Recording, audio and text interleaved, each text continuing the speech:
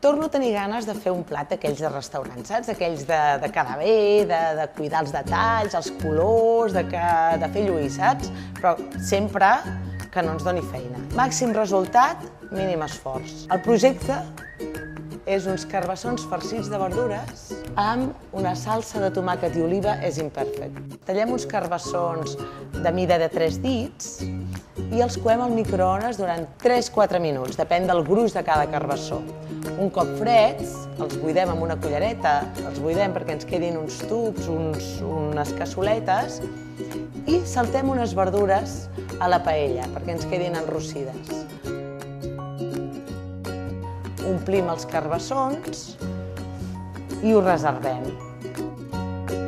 Ara agafarem 2 fulls de forn, posarem una mica de formatge mental, d'aquests formatges una mica cremosos, i coem al microones, un minutet. Ens haurà quedat una teula, que en diem, un procent de formatge. En un plat hi posem a la base la salsa de tomàquet amb olives és imperfect, a sobre hi posem els tubs de carbassó, farcit de verdures, i acabem amb aquesta teula de formatge. Pim, pam, plat.